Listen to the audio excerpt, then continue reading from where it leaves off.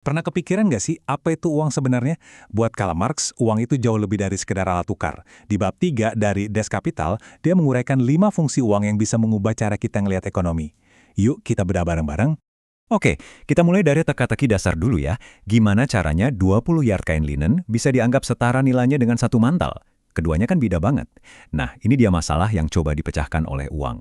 Jadi, fungsi pertama uang itu ya buat menyelesaikan masalah tadi. Uang jadi semacam penggaris universal untuk mengukur nilai semua barang.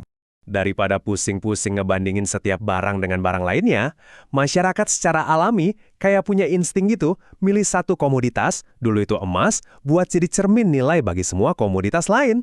Simple, tapi brilian banget kan? Nah, ini nih bagian serunya. Proses pengukuran nilai ini ngasih komoditas sesuatu yang kita sebut harga. Kata Marx, harga itu sebenarnya masih ada di pikiran kita loh. Belum jadi uang fisik, tapi baru konsep. Kayak label nilai yang bisa dimengerti semua orang. Oke, sip. Semua barang sekarang udah punya label harga. Terus, di mana? Gimana caranya barang-barang ini bisa beneran pindah tangan? Nah, disinilah fungsi kedua uang berperan. Disinilah uang berfungsi sebagai sarana sirkulasi. Marx bahkan menyebutnya dengan istilah keren, metamorfosis komoditas. Jadi, ada semacam transformasi ajaib dari komoditas jadi uang, lalu dari uang jadi komoditas lain. Biar gampang, kita pakai contoh aja. Seorang penenun kan nggak mau ribet nuker linennya langsung sama Alkitab. Repot kan? Yang dia mau itu kekuatan universal dari uang. Dengan jual linen, dia mengubah kerja kerasnya jadi bentuk yang cair, yang bisa dipakai buat beli apapun yang dia butuhin. Dan ini penggambaran yang dramatis banget. Marx menyebut langkah pertama, yaitu penjualan komoditas menjadi uang, sebagai lompatan maut. Kenapa maut? Soalnya, kalau komoditasnya gagal terjual, gagal melompat jadi uang, nilainya ya hilang begitu aja buat si pemilik. Linennya cuma bakal jadi linen, bukan jadi daya beli. Tapi, gimana kalau siklus komoditas uang komoditas ini macet di tengah jalan? Misalnya, ada orang jual barang, tapi uangnya nggak langsung dibelanjain lagi. Nah, di sini kita bakal lihat sisi lain dari uang. Kalau seorang penjual berhenti di tengah-tengah, dia jual komoditasnya tapi nggak beli komoditas lain, uangnya ditarik dari peredaran. Uang nggak lagi jadi jembatan, tapi jadi tujuan akhir itu sendiri. Jadilah ia timbunan, atau yang disebut Marx sebagai kepompong emas, kekayaan dalam bentuk beku. Ini nih yang menciptakan dorongan buat numpuk harta yang kayaknya nggak ada puasnya. Kenapa? Soalnya uang bisa diubah jadi komoditas apa aja, jadi seolah-olah dia itu perwujudan universal dari semua kekayaan. Ini kan psikologi dibalik menimbun kan?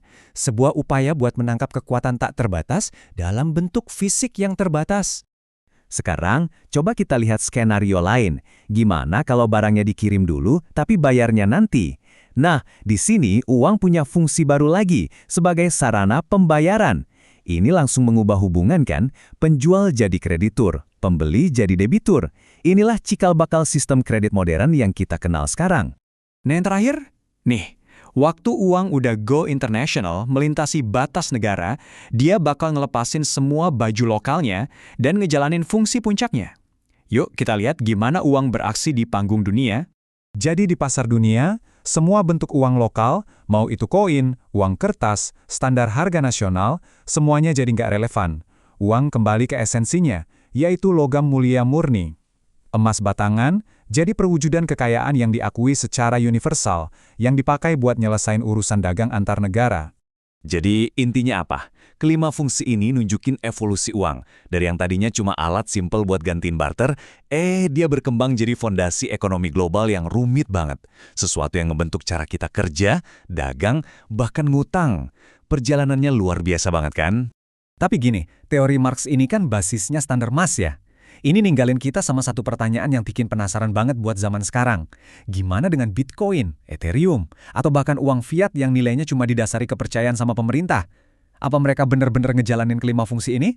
Atau jangan-jangan kita lagi nonton evolusi baru dari uang itu sendiri? Nah, ini pertanyaan yang seru buat kita pikirin bareng-bareng.